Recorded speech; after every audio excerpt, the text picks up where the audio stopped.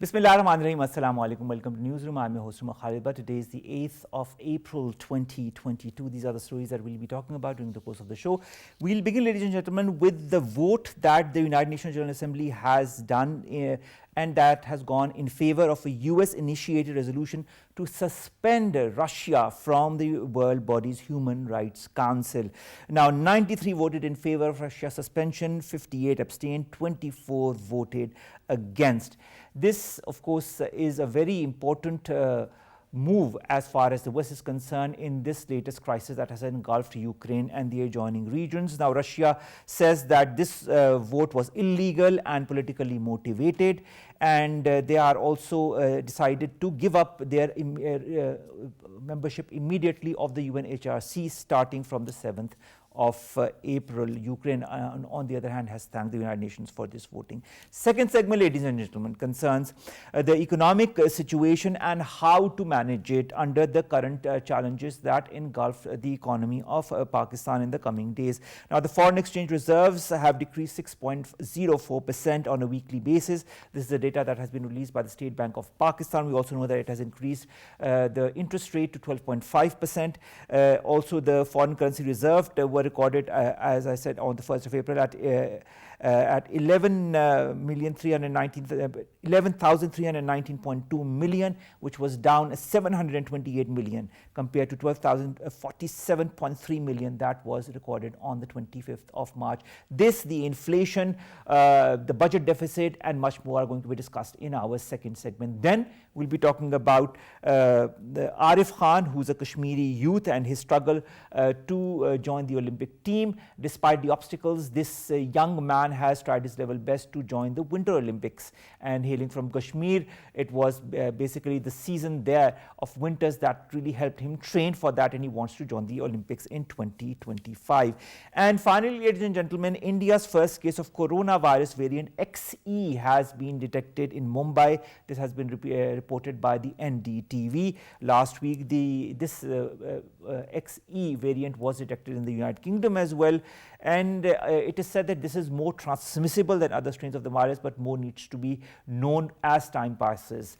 And unfortunately, as the number of cases increases, is going to be our last story. Let's begin with our first segment, ladies and gentlemen, that concerns the vote that now has ejected Russia from the United Nations Human Rights Council. 93 voted in favor of Russia's suspension, 58 countries abstained, 24 voted against.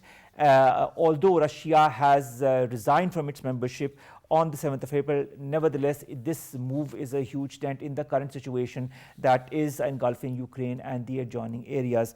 Dr. Jamil Khan, former ambassador, and Saqib, former ambassador, both join us online. Thank you very much, both the excellencies, to have joined us to talk about the update as far as Ukraine is concerned and, of course, this very important vote of the UNHRC. Beginning with you, Dr. Jamil Khan, did you expect that Russia would ultimately be expelled from the UNHRC?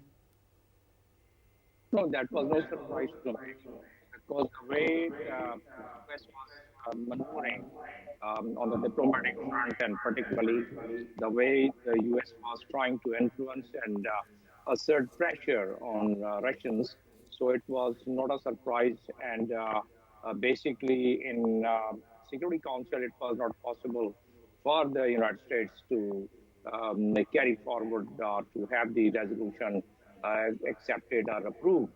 But in the General Assembly, since there is nothing known as a veto, so it's just a majority, simple majority or two-third majority. So depending upon what kind of a resolution is it. So from that point of view, it was expected. And if the 58 members, if they had not abstained, then the situation would have been different. But the abstinence was also expected, and only 24 members were able to vote against Russians.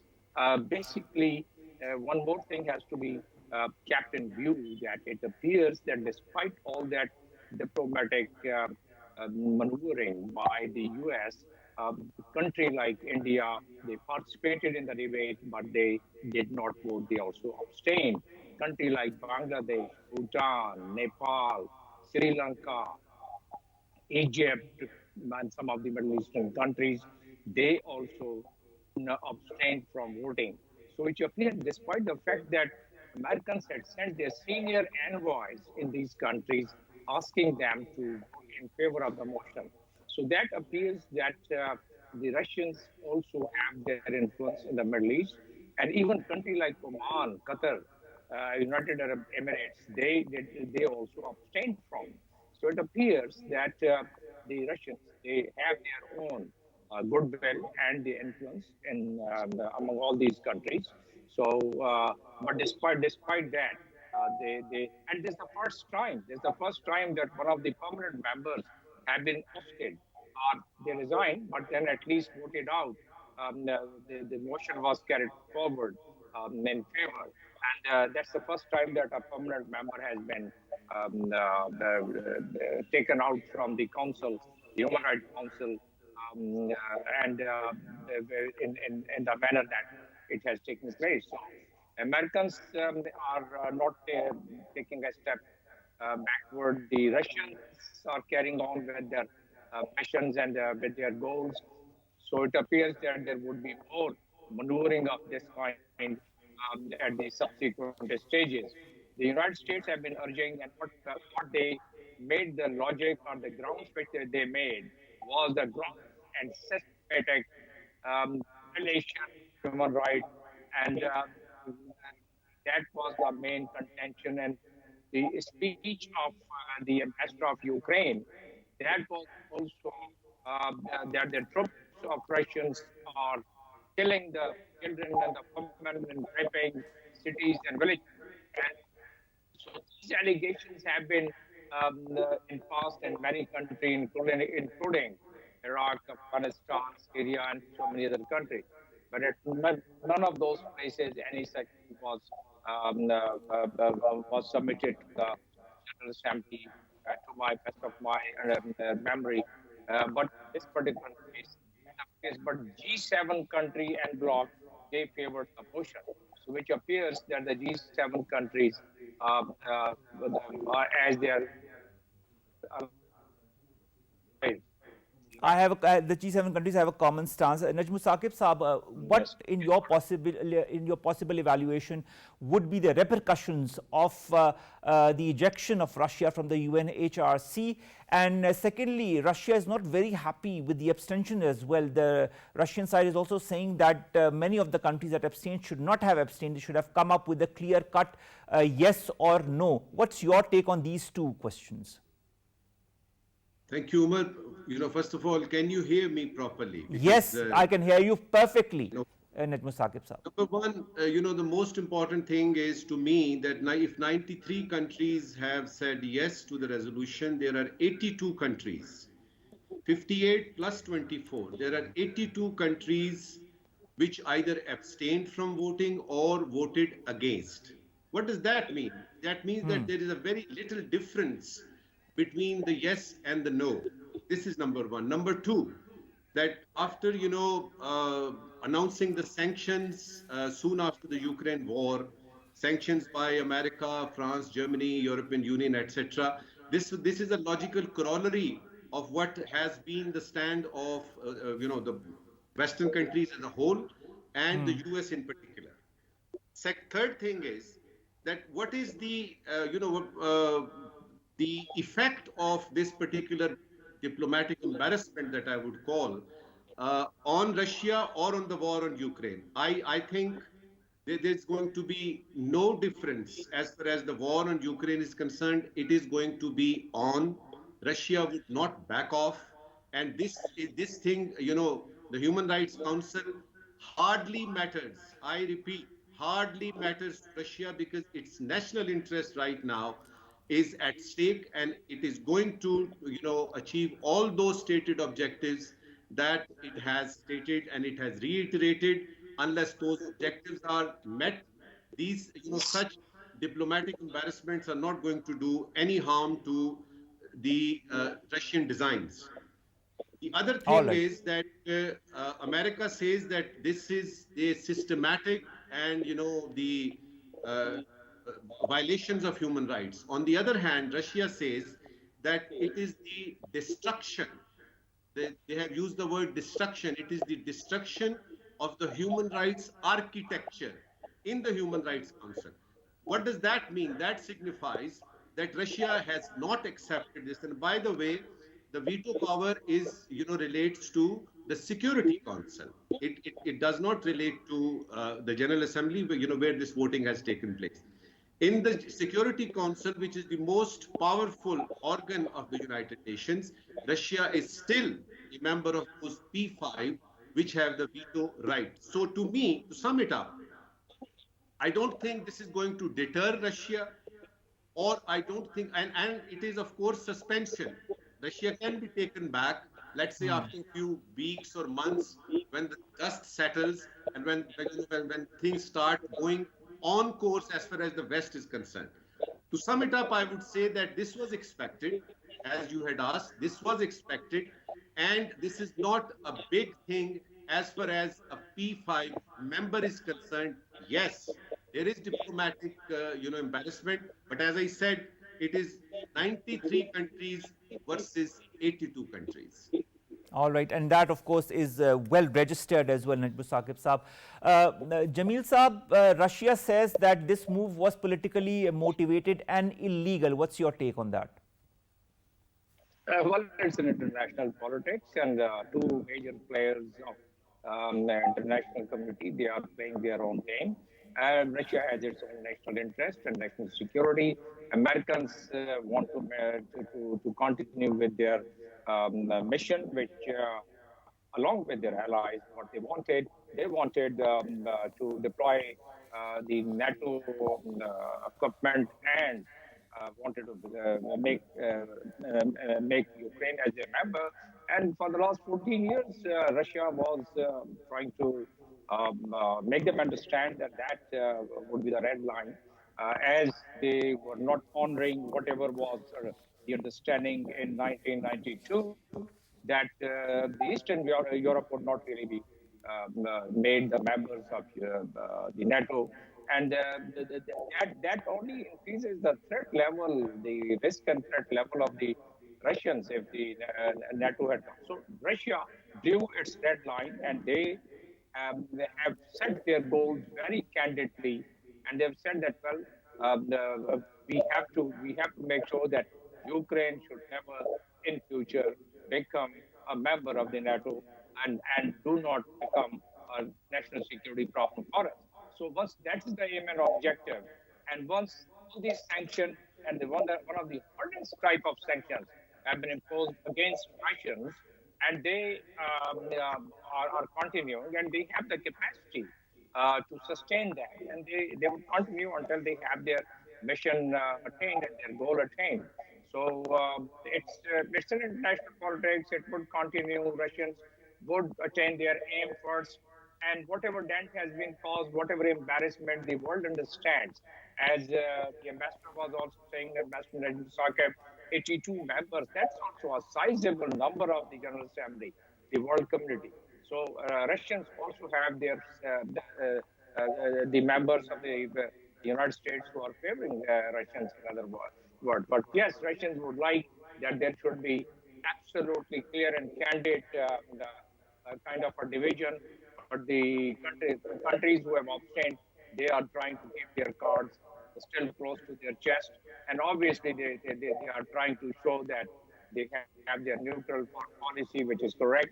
And therefore, Russians, even if they don't, they are not very pleased with it, but depending which country and why they are not pleased and with whom they are not pleased. But then, despite that, I think the matter, the kind of situation what we have at this time, it's going to continue until everything is neutralized in accordance with the operation plan of President. Yeah. All right. Najam Saqib Saab, the Russian side has, as per the sources, taken out a white paper, and I would like to quote, it says that any abstention or not voting will be considered an unfriendly act and will affect bilateral relations. So do you feel the 58 countries who have abstained from voting, their relationship with Russia is going to be affected, or do you feel this is more of a diplomatic or a move that is on paper but would not actually take place in reality? Over in international politics, and especially the dynamics of the United Nations, there would always be three angles to look at an event, like this voting, for instance. One is the regional, the other is international, and as you have rightly pointed out, the bilateral angle. Of course, this is the time to decide. This is the time to decide who are you with. And as we all know that the non-aligned movement and the non-aligned stances have ceased to exist. Non-aligned movement is almost dead. It is virtually out of the game. So you have to say yes or no either to the West or to China or Russia, whichever the case may be. In this case, of course, the United States is going to take cognizance of this fact that its own strategic, partners like Egypt, for instance, or GCC countries, or even India, that they have abstained and they have given a very, very, clear message to the United States that we have our own independent, national interest-driven foreign policies. On the other hand, Russia has also watched it very carefully, and naturally, they would be, all these actions either, abstaining or saying no or saying yes. Russia, like a camel, I would say that their memory is, they are going to remember this. Maybe the Western countries, they will forget and forgive, given their history, but Russia is going to remember who voted against them and who abstained and who were the ones. For instance, in this case, the 24 countries who have said no to the resolution, they are going to be treated entirely differently. So you are absolutely right. They are going to have, direct and indirect effect on the bilateral relations, let's say Russia-Pakistan relations, Russia-US, Russia-India relations, Russia and GCC countries relations. And, on the other hand, United States has also watched, and as we have seen, especially in case of India, that not only India has abstained from any, discussion so far, right from the beginning, from the first General Assembly when the first resolution was moved, it has abstained.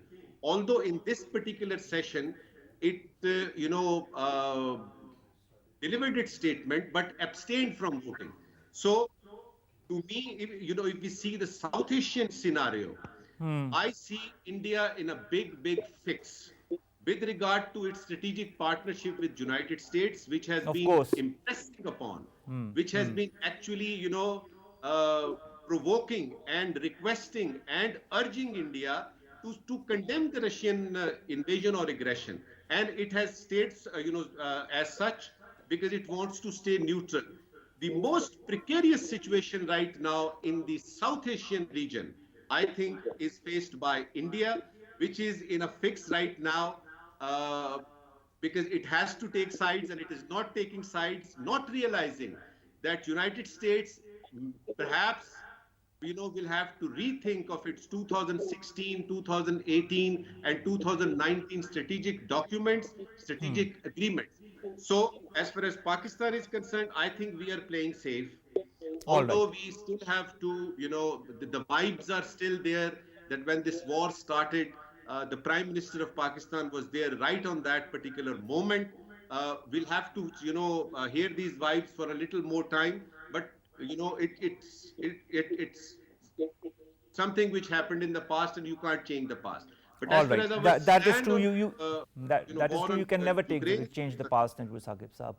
I can understand your point of view as well. Jamil Saab, all of this, this expulsion of Russia, and of course its ultimate resignation from the UNHRC as well, started from the revelations after Bucha and with the dead bodies and the fingers pointing at Russia. But Russia denies that its troops were responsible for the civilian deaths. The Russian ambassador to Geneva, Gennady Gatilov, calls the US action unfounded and purely emotional bravado that looks good on camera. Just how the US likes it. What's your take on that? Who, in your point of view, is right? Who is wrong? Or are both right? Or are both the sides wrong?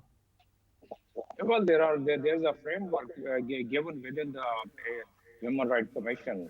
And that framework contains reporters, contains the committees, contains the inspections. None of them was observed.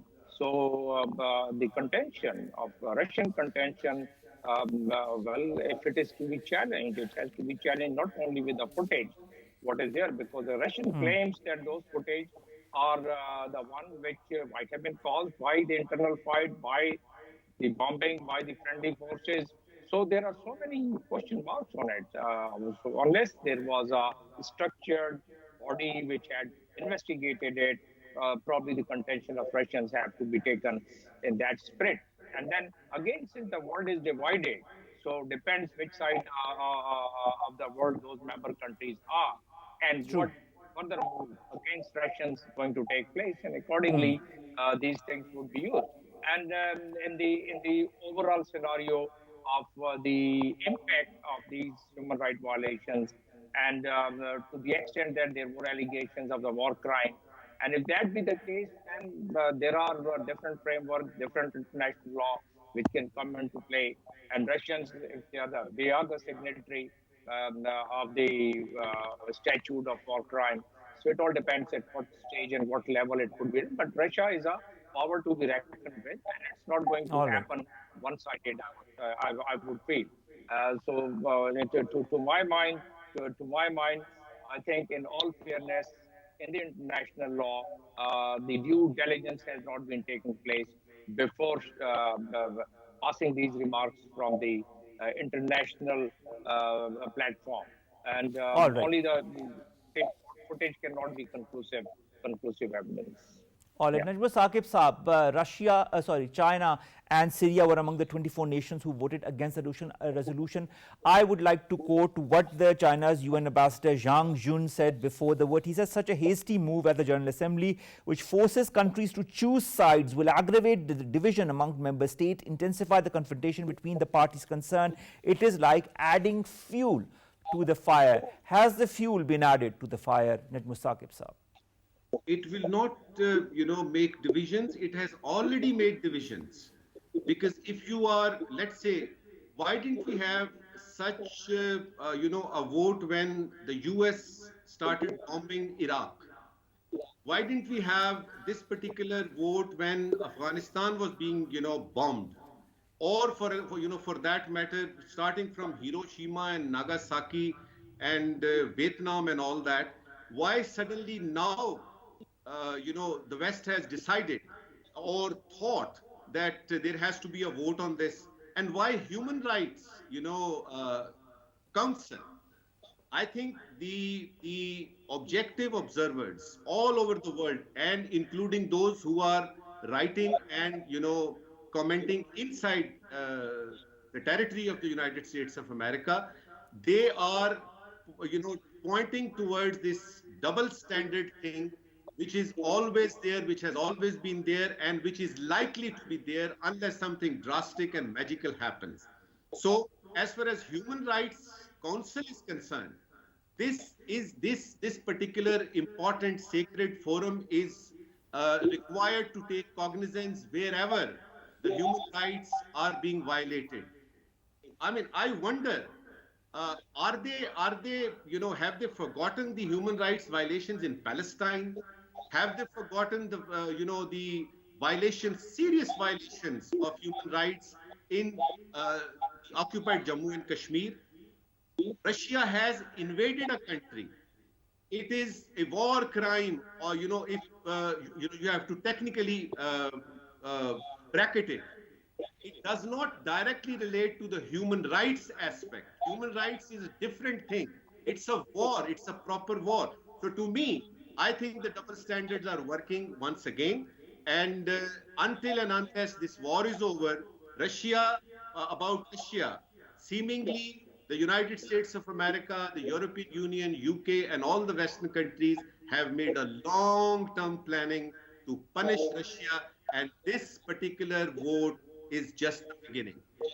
All right. Thank you very much, Jamil Khan Saab. Thank you very much, Najam Saqib Saab, both former ambassadors talking to us about the expulsion of Russia from the United Nations Human Rights Council, but we cannot really call it an expulsion because, of course, Russia itself has given its resignation from the UNHRC. Now, going back in history before we go to our second segment, the only country to have its membership rights stripped at the Human Rights Council was Libya in the year 2011. This happened when there was an upheaval in the country that brought down Muammar Gaddafi, who was their long-time leader. Just wanted to check up on history as far as UNHRC and the stripping up of membership is concerned. Let's come to our second segment. And the second segment, ladies and gentlemen, concerns the economic situation in Pakistan and how to manage it. Double-digit inflation rates, 12.5% interest rate, growth rate expected at 4%, and much more. Also, the reserves that have gone down. How should we move forward as far as Pakistan's economy is concerned? More in the following report. Higher international energy prices, pandemic-induced recession, geopolitical developments and elevated global food prices from supply disruptions is increasing inflationary pressure worldwide with trickle-down effect on Pakistan. Signally brewing economic crisis, the Asian Development Bank has lowered the GDP growth forecast for Pakistan to 4% while speculating that inflation will be standing at higher than expected levels during the current fiscal year. Pakistan has envisaged a GDP growth rate of 4.8% for the current fiscal year, and authorities were expecting it to touch the 5% mark. ADB warned in its Asian Development Outlook 2022 report that high prices of imported food and energy products will widen the trade deficit, worsening external imbalances and exerting pressure on the local currency. New data from the Pakistan Bureau of Stats shows that country's trade deficit has widened by 70% to staggering $35.4 billion from July to March. Rupee has maintained a downward trend from the past 11 months as the dollar climbed to a record rupees 186.13. PSX witnessed a 22-month low volume amid political uncertainty, decreasing 5% day on day to 143 million shares. The IMF has assured Pakistan that it would continue its support to the country, elaborating that there is no concept of suspension within the IMF program. Now, to discuss this and much more, we've been joined by Dr. Noor. Fatima, she's an economist. Dr. Saiba, thank you very much to have joined us. Dr. Saiba, a lot of things when we look at the current state of economy make us ask many questions about the current state in which it is. What are the basic reasonings behind the double-digit inflation rate or an interest rate that has recently been hiked to 12.5%? Or all the different issues that concerns Pakistan's economy, also the central reserves that have decreased in Pakistan, as has been reported by the State Bank of Pakistan. What are the main reasons behind it in your point of view? You see, we have gone, thank you so much for inviting me over. You see, we have gone to IMF in 2018. And it was a very expensive program, I would say, of IMF payments with the Pakistan, and that made it a very, very critical for the restoration of economy also. And then we have to go because the plan was not very much agreed between the parties, Pakistani government officials and IMF officials, and it was delayed. And then we had to go to Somalia for the economic help also. And you see, that was also expensive. It was very costly to get loan again from Saudi Arabia. And then there was the issue of pandemic, and though government of Pakistan has tried at that time make it to resolve issues, many issues, particularly the labor class and the lower strata of this country, so that they should not hurt more.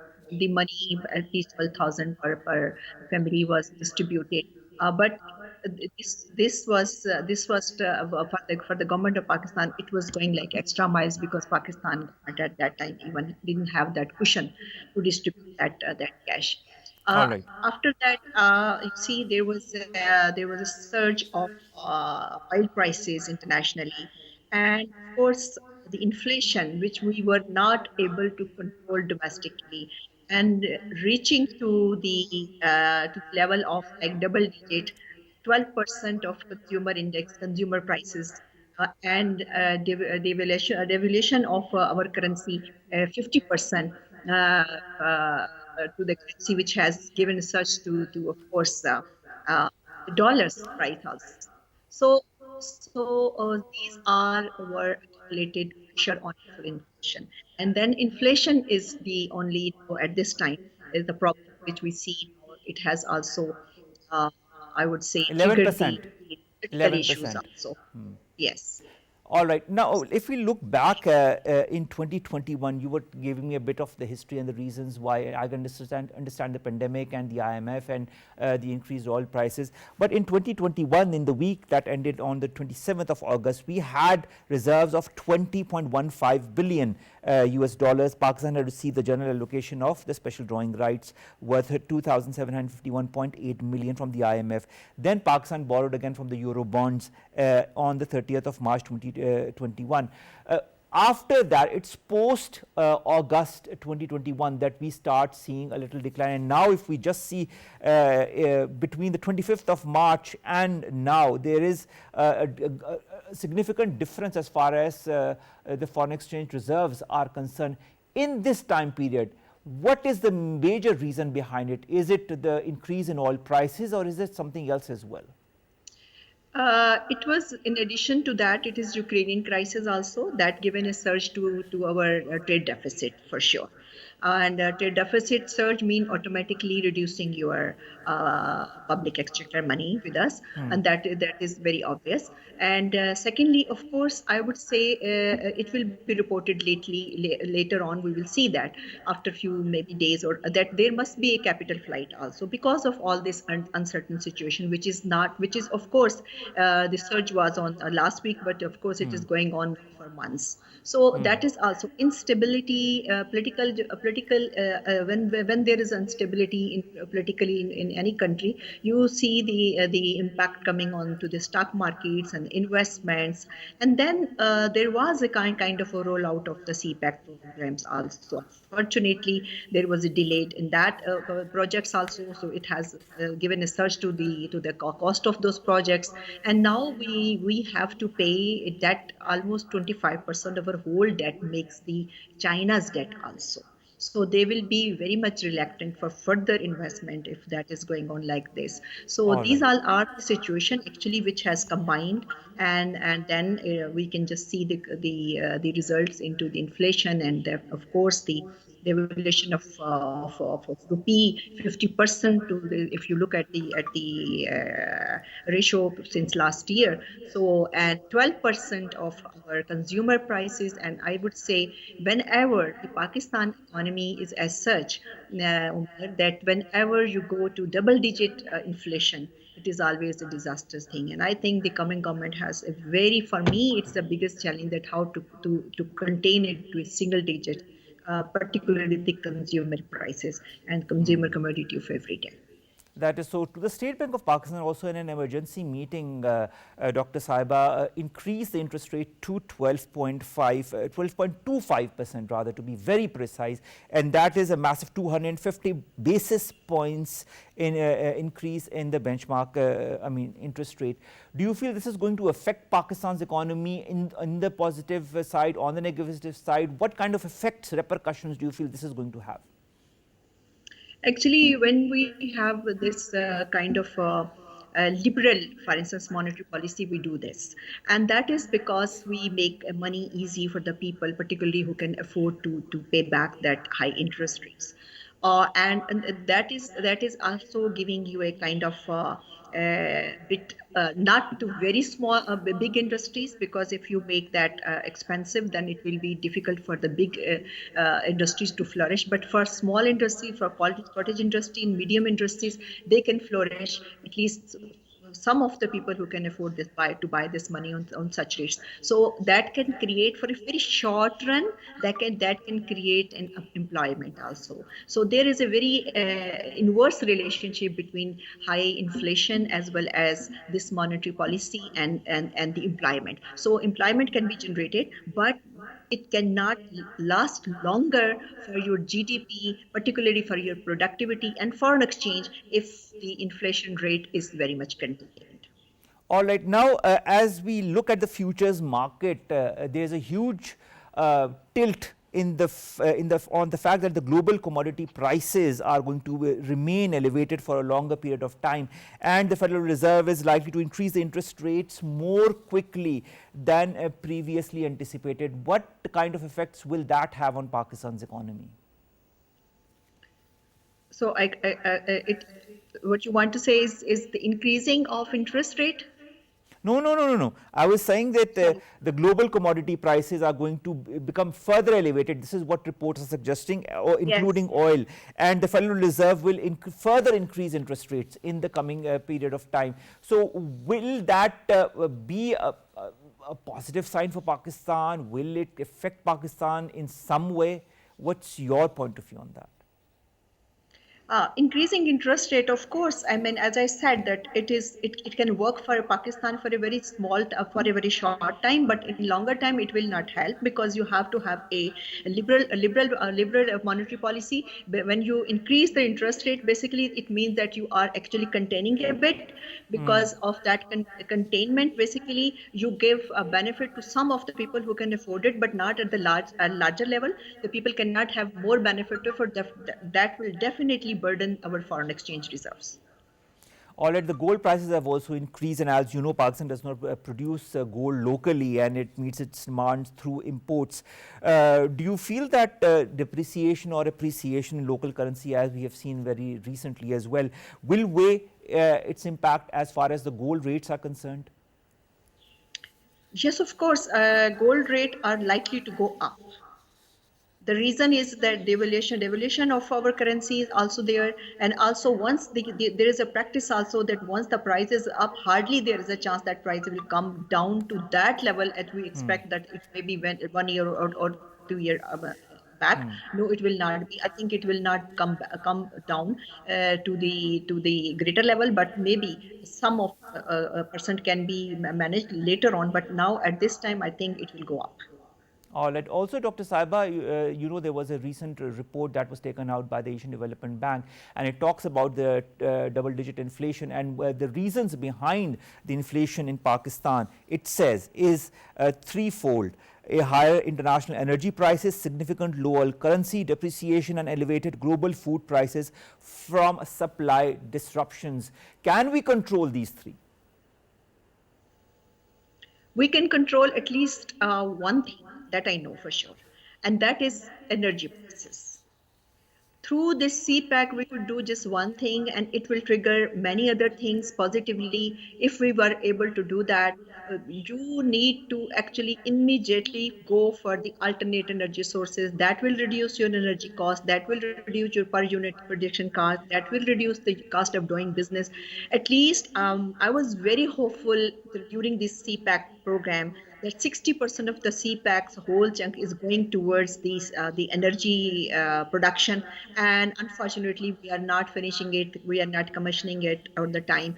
This is for sure we could just manage, we could just export, and then we were able to actually extract our coal energy also. That is still I don't think it is still nearer to its completion. So that could be, I'm sure that we could do if really we want to implement the policies for energy supply and energy consistency, and also the energy affordable energy for the business. Thank you very much, Dr. Noor Fatima, to have joined us. Dr. Noor Fatima, leading economist, joining us online and talking to us about the different facets of Pakistan's economy and what needs to be done to improve the current state of Pakistan's economy. Let's come very quickly to our last two stories. The first is, of course, about the first case of the COVID-19 variant XC that has been detected in Mumbai in India. This was reported by NDTV. Last week, the same variant was detected in the United Kingdom as well. This new variant, that is the COVID variant XE, might be more transmissible than other strains, although the symptoms are not as severe, and that reminds us of another previous strain of the COVID-19 that was extremely transmissible, but of course the effects were not as severe as other variants such as the Delta variant. Apparently, this variant is a recombinant, which is a mutation of the BA1 and the BA2 Omicron strains. So of course, as you know, variations, genetic mutations give rise to new variants of this virus, and despite what a lot of people might say that the COVID-19 has gone, it unfortunately hasn't gone. In Shanghai also we are hearing of a lot of cases of COVID-19 have erupted in the last few days. So let's hope for the best, and let's hope the world can get rid of this variant and other variants once and for all. Finally, last story of the day, ladies and gentlemen, is about Arif Khan, who hails from Hajibal in which is a small village in the northern part of the Indian illegally occupied Jammu and Kashmir. He was the only athlete from the Indian illegally occupied Jammu and Kashmir region who participated in the Beijing Winter Olympics. His father still owns a little ski shop there, and he also pushed him to learn skiing. He did it on his own. This is a self-made man who made his dreams possible, and he wants to now compete in the 2025 Winter Olympics. As you say, where there is a will, there is always a way. Despite the obstacles, despite the situation in illegally occupied Jammu and Kashmir, post 2016, the martyrdom of Burhan Wani, then 2019, 370 and 35A articles abrogation, and the situation in which the current region is embroiled in, we see such heartening stories of athletes such as Arif Khan that melt our hearts. May he get more successes in the years to come. With that, we end today's segment of Newsroom. We wish you a great weekend ahead. Take care of yourselves, follow the SOPs, and always think about Pakistan first before anything else. We should always have unity, faith, and discipline, as our guide said. Allah Hafiz.